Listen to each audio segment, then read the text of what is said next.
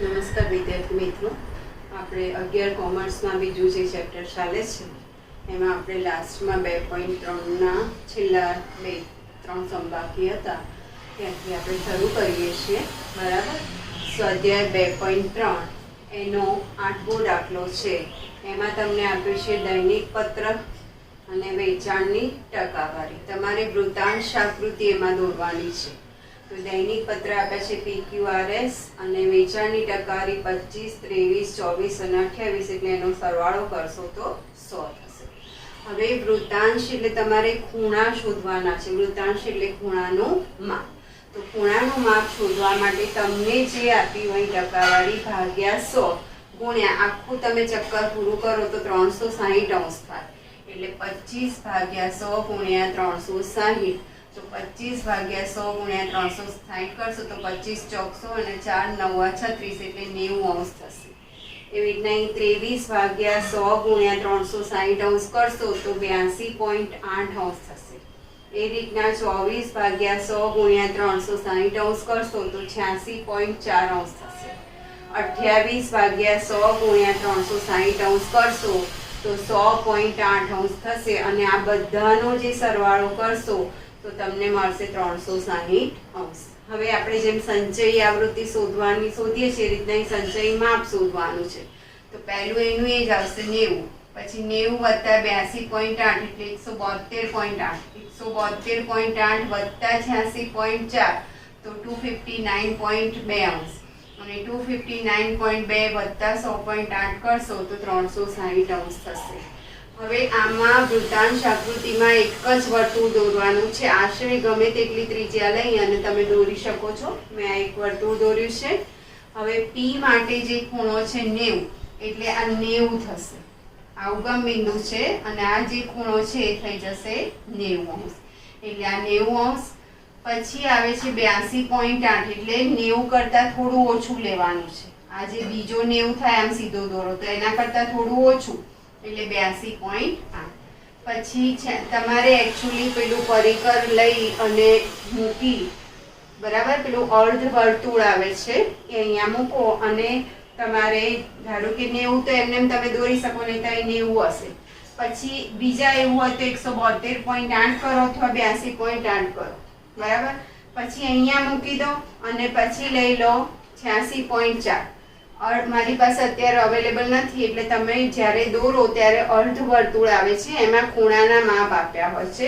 એ તમારે અહીંયા ઉગમ બિંદુ પર મૂકી અને ડ્રો કરશો એટલે એક્ઝેક્ટલી માપ મળી જશે. પછી ઊંધું કરી દેવાનું એવું હોય તો, અથવા અહીંયા આડું કરશો તોય મળી જશે 86.4 અંશ. અને પછી 100.8, એટલે 90 કરતાં થોડું વધારે. હવે દરેક દૈનિક પત્રનું જે ખૂણા છે એને આપણે અલગ રાખવાના છે, એટલે દરેકમાં મેં નિશાની અલગ અલગ કરી છે. તમે જે નિશાની કરી હોય એ બતાવવાની. કે દૈનિક પત્ર P માટે મેં આ રીતના લાઈન કરી છે, Q માટે ચોકડી મારી છે, અહીંયા રાઉન્ડ કર્યા છે અને અહીંયા ડેશ ડેશ ડેશ કરી છે. એટલે દૈનિક પત્ર P, દૈનિક પત્ર Q, દૈનિક પત્ર R અને દૈનિક પત્ર S. એના પછીનો જે સમ છે એમાં ખાલી તમારે આકૃતિ દોરવાની છે. ચિત્રાકૃતિ છે, બરાબર. તો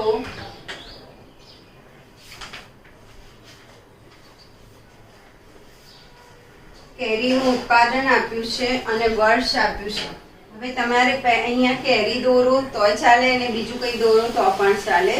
હવે તમને અહીંયા પહેલા આપ્યું છે 1 લાખ, પછી 1,50,000. તો તમે કંઈક ધારી લો કે ધારો કે 50,000 બરાબર 1 કેરી, બરાબર. ધારો કે એટલે એટલી બધી કેરી તમારે દોરવી ના પડે, એટલે એટલું બધું તો આપણી પાસે દોરતા કેટલો બધો ટાઈમ છે. એટલે આપણે અહીંયા ધારો કે 50,000 બરાબર 1 કેરી. એટલે તમારે અહીંયા કેરી જે છે એ દોરીને બતાવવાની છે, બરાબર છે.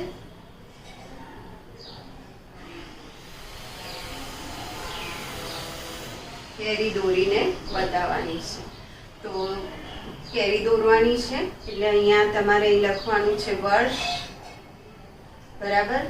અને અહીંયા કેરીનું ઉત્પાદન, અને અહીંયા એની ચિત્રાકૃતિ થશે.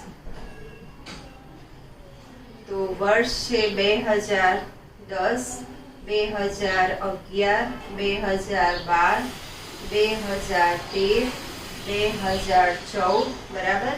આમાં છે તમારે 1 લાખ. 1 લાખ એટલે 50,000 વત્તા 50,000 એટલે અહીંયા તમારે 2 કેરી દોરવાની છે. બરાબર. 2 કેરી દોરવાની છે. એ જ રીતના અહીંયા 1,50,000 તો અહીંયા 3 દોરી દેવાની છે. અને પછી છે 2,50,000 અહીંયા 3 દોરજો. બરાબર.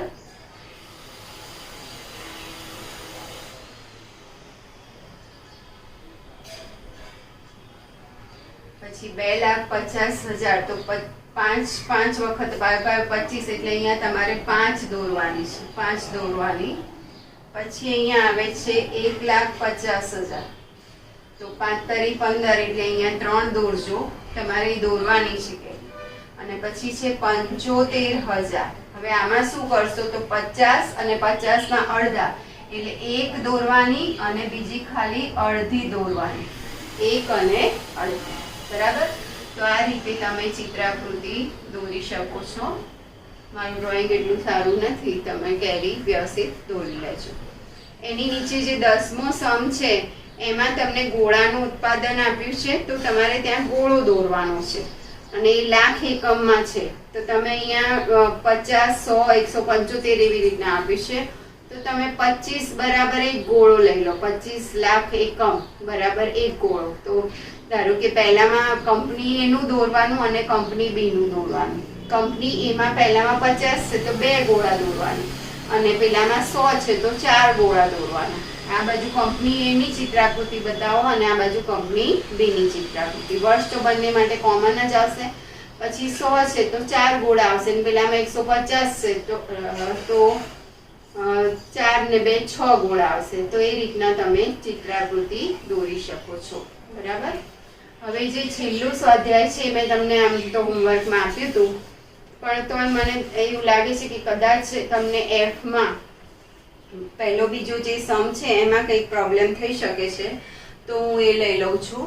પહેલો જે સમ છે તમને આપ્યું છે કે આંખ માટે લેન્સ બનાવતા એક ઉત્પાદન એકમમાં તમે જ્યારે પણ આમ જુઓ ત્યારે ડેસ્ક લઈને બેસવાનું, કારણ કે હું એટલી બધી રકમ લખી નહીં શકું એટલે સીધું હું સોલ્વ કરીશ. તો તમને અહીંયા આપ્યું છે એક દિવસ દરમિયાન ઉત્પાદન થયેલ જથ્થામાંથી 25 લેન્સને એક નિદર્શમાં એટલે 25 લેન્સનો નિદર્શ છે. જાડાઈ મિલીમીટરમાં નીચે પ્રમાણે છે. આ માહિતીને સમાન વર્ગ લંબાઈવાળા 5 વર્ગોમાં વિતરિત કરો. 5 વર્ગ બનાવવાના છે અને સમાન વર્ગ લંબાઈ હોવી જોઈએ. હવે તમારે પહેલા તો આનો વિસ્તાર શોધવાનો. તો વિસ્તાર માટે સૌથી મોટું અવલોકન માઇનસ સૌથી નાનું અવલોકન. તો આમાં સૌથી મોટું અવલોકન તમારું આવશે 1.528 અને સૌથી નાનું અવલોકન 1.505. તો એ બેની બાદબાકી કરશો તો 0.023 થશે. હવે આપણે 5 વર્ગમાં વિભાજન કરવાનું છે એટલે 0.023 ભાગ્યા 5 કરશો તો 0.0046. એટલે આવું ના લઈ શકે એટલે આપણે આની એપ્રોક્સિમેટ આની નજીકની કિંમત 0.005. આ તમારી થઈ ગઈ વર્ગ લંબાઈ. બરાબર. આ થશે વર્ગ લંબાઈ.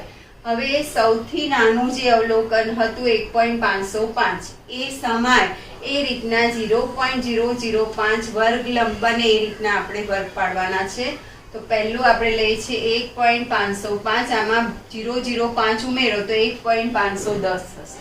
પછી 1.510 થી આમાં 0.005 ઉમેરશો તો 515. એવી રીતના 1.515 થી 1.520, 1.520 થી 1.525 અને 1.525 થી 1.530. સૌથી મોટું 1.528 આમાં આવી જશે.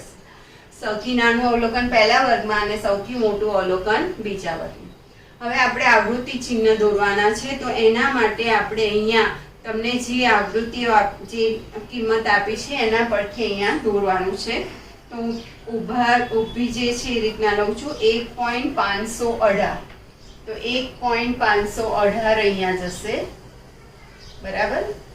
પછી છે 1.520, તો 1.520 નીચે આવશે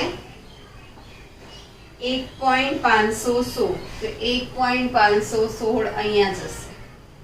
પછી છે 1.509, તો પહેલા વર્ગમાં 1.509. 1.514, તો અહીંયા જશે 1.514. 1.521, તો અહીંયા આવશે.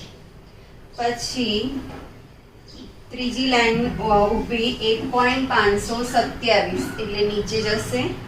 1.508 પહેલામાં જશે. 1.507 એ પણ પહેલામાં જશે. પછી ચોથી લાઈનમાં 1.505, 1.505 એટલે પહેલામાં જશે. 1.525, તો 1.525 છેક નીચે જશે. 1.520, 1.520 તો એ નીચે આવશે. 1.506, તો 506 એટલે અહીંયા, એટલે આ 5 થઈ ગયા. પછી 1.511, 1.511, 1.519, 1.519, 1.518, 1.523, 1.522 એટલે આ 5 પૂરા થયા.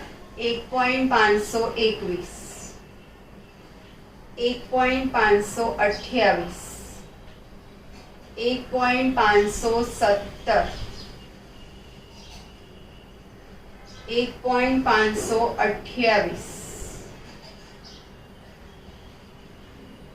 1.514, 1.520, 1.515. બરાબર. તો અહીંયા તમારે જે સંખ્યા થતી હોય અહીં લખવાની. અહીંયા 5, અહીંયા 3, અહીં 5 ને 1 6, 5 ને 2 7 અને આ 4. તો 6 4 10, 17 ને 3 20 ને 25 થઈ ગઈ. એટલે તમારી જે કુલ નિદર્શ હતો એ 25.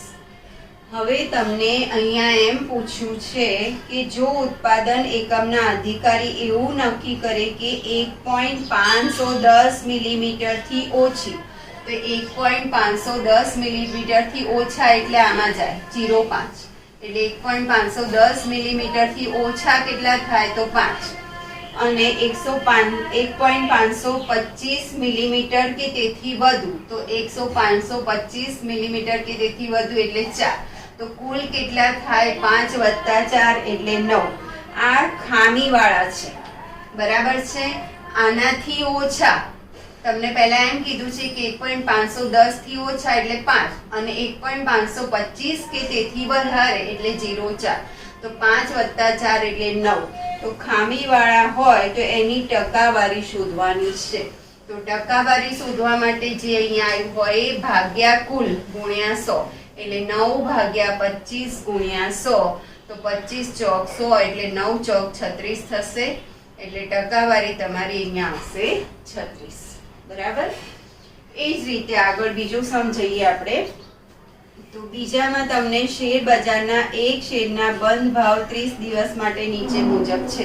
30 દિવસ માટે શેરના બંધ ભાવ અને તમને અહીં બનાવવાનું કીધું છે નિવારક સતત આવૃત્તિ વિતરણ. બરાબર. અને તમને અહીંયા કીધું છે કે 18.5 થી 20.5 હોય તેવું નિવારક સતત આવૃત્તિ વિતરણ બનાવો. એટલે 20.5 - 18.5 કરશો તો 2 આવશે. તો તમારે એ રીતના અહીંયા કરવાનું છે. હવે આમાં તમારે સૌથી ઓછું અવલોકન જોઈ લો. તો સૌથી ઓછું અવલોકન કયું છે એ પ્રમાણે તમારે અહીંયા જવાનું છે. 10.5 છે સૌથી ઓછું અવલોકન. તો પહેલો વર્ગ તમારો આવશે 10.5 અને 2 ઉમેરવાના છે એટલે 12.5. પછી 12.5 થી 14.5, 14.5 થી 16.5, 16.5 થી 18.5, 18.5 થી 20.5 અને 20.5 થી 22.5. સૌથી જે મોટું અવલોકન છે એ તમારું અહીંયા છે 20.80. બરાબર. 20.80 એટલે સૌથી મોટું અવલોકન 20.80 આમાં આવી છે. હવે આમાં પણ આ જેમ ઉપર આવૃત્તિ ચિહ્ન દોર્યા છે એ રીતના દોરવાના છે. તો હું પહેલા આડી લાઈન લો કે ઊભી લાઈન લો, ગમે તે રીતે લઈ શકાય છે. પહેલા છે 10.5, તો 10.5 એટલે પહેલામાં જશે. પછી છે 18.4, 18.4 એટલે અહીંયા આવશે. પછી છે 13.6, 13.6 એટલે અહીંયા આવશે. એના પછી છે 18.6, તો 18.6 એટલે નીચે જશે. 14.7, 14.7 પછી છે 20.5, તો 20.5 એટલે નીચેના વર્ગમાં જશે.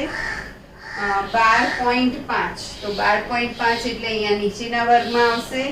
17.6, 17.6 17.2, 17.2 18.7, 18.7 18.5, તો 18.5 એટલે નીચેના વર્ગમાં જશે. 20.2, 20.2 તો અહીં ઉપર આવશે. 15.2, 15.2 14.9, 14.9 18.6, 18.6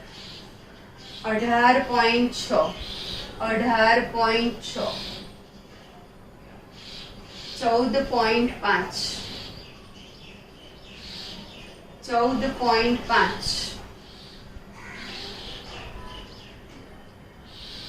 14.5 18.5 14 20.8 19.2 16.9 16.2 14.9 15.8 10.5 13.3 19.3 12.5 13.3 તો આ થયું તમારું આવૃત્તિ વિતરણ. હવે અહીંયા બે લાઈન છે એટલે અહીં બે આવશે. 5 ને 1 6, 5 ને 3 8, 4 5 ને 3 8 અને 2, તો કુલ થશે 8 ને 2 10, 6 ને 4 20 ને 30. બરાબર. તમારે 30 દિવસ માટે આપેલું છે એટલે આ થઈ ગયું તમારું આવૃત્તિ વિતરણ, સતત નિવારક સતત આવૃત્તિ વિતરણ. હવે તમને નીચે પ્રશ્નો પૂછ્યા છે. એમાં કીધું છે કે ચોથા વર્ગની મધ્ય કિંમત લખો. ચોથા વર્ગની મધ્ય કિંમત, તો બંનેનો સરવાળો કરીને 2 વડે ભાગવાનું. 16.5 વત્તા 18.5 ભાગ્યા 2 કરવાના છે.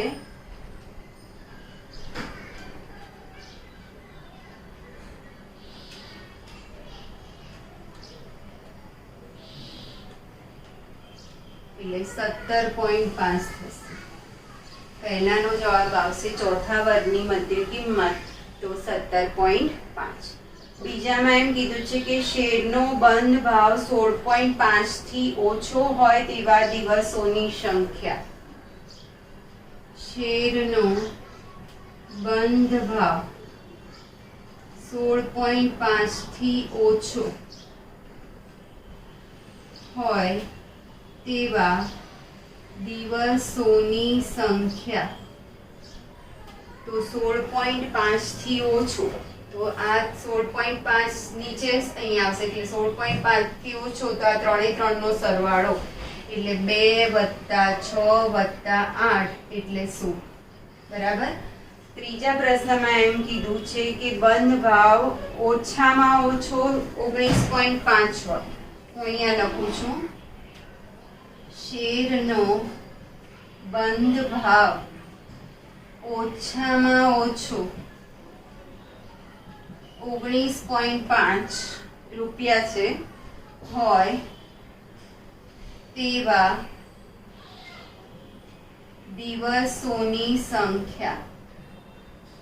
ઓછામાં ઓછો એટલે એટલો અને એનાથી વધારે 19.5 અને 19.5 થી વધારે તો 19.5 આમાં જશે. હવે આમાં આગળ 18.5 પણ છે તો આવું થતું હોય તો અહીંયા જે કિંમત હોય એના અડધા કરી દેવા એટલે 0.8 છે તો 0.8 ભાગ્યા 2 અને એનાથી વધારે એટલે વત્તા 2 તો 4 વત્તા 2 એટલે 6 થઈ જશે. એટલે દિવસોની સંખ્યા થઈ જશે 6. બરાબર. તો આ રીતે તમારે કરવાનું છે. હવે આપણે પાંચમો દાખલો જોઈ લઈએ. એક યુનિવર્સિટીના વિદ્યાર્થીઓનું વિદ્યાશાખા જાતિ અનુસાર વર્ગીકરણ. આ રીતે તમે કરજો અને હું છેલ્લો કરાવી દઉં છું પાંચમો સમ.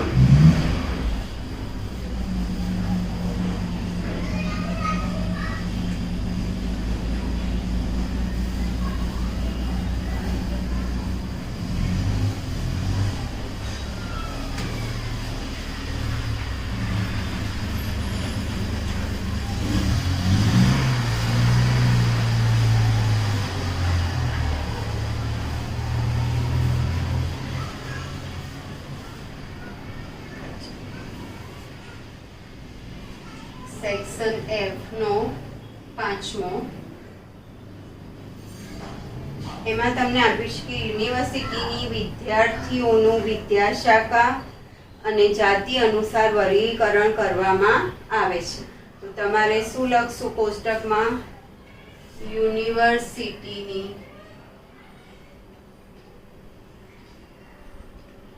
વિદ્યાર્થીઓનું વિદ્યાશાખા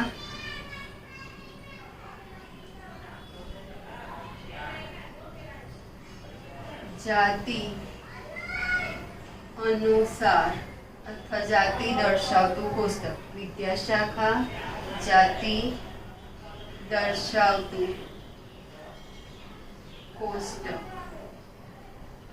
તમારે અહીંયા પહેલા આવશે વિદ્યાશાખા, આમાં આવશે જાતિ, એમાં છોકરા અને છોકરીઓ શબ્દ વાપર્યો છે, છોકરાઓ અને છોકરીઓ, અને છેલ્લે કુલ તો આવે જ બધામાં.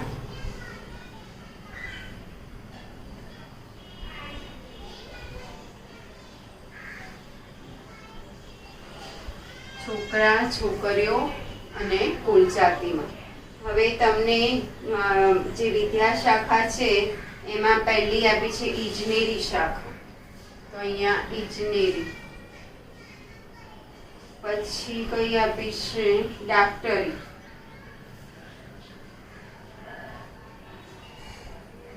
ઇજનેરી વાણિજ્ય વિદ્યાશાખા છે. ઇજનેરી શાખામાં છોકરીઓની સંખ્યા વાણિજ્ય વિદ્યાશાખાની છોકરીઓની સંખ્યા કરતા. પછી ડાક્ટરી છે, પછી કઈ છે?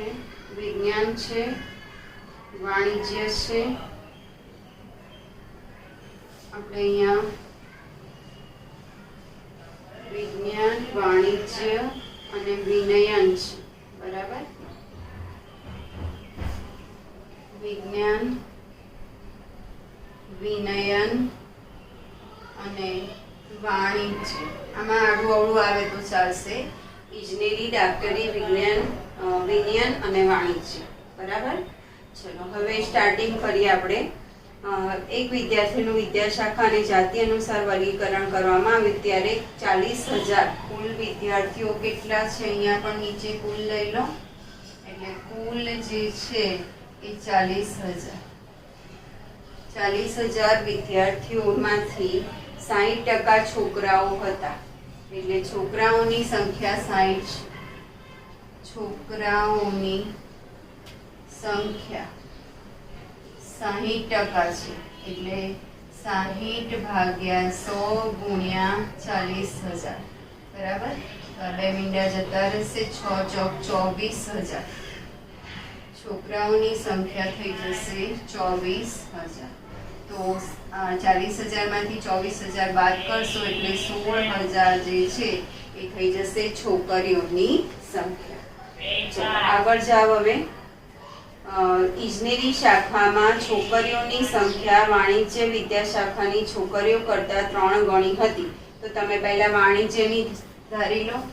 ધારો કે વાણિજ્યની સંખ્યા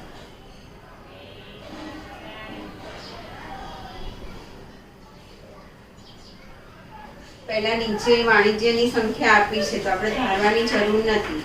વાણિજ્ય શાખામાં વિદ્યાર્થીઓની સંખ્યા 3.75% હતી, જેમાં છોકરા અને છોકરીનું પ્રમાણ 3:7 હતું. બરાબર. તો વાણિજ્ય શાખામાં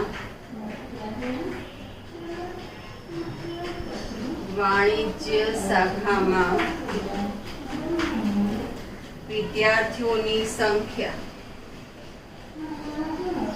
3.75%. 3.75 ભાગ્યા 100 ગુણ્યા 40,000.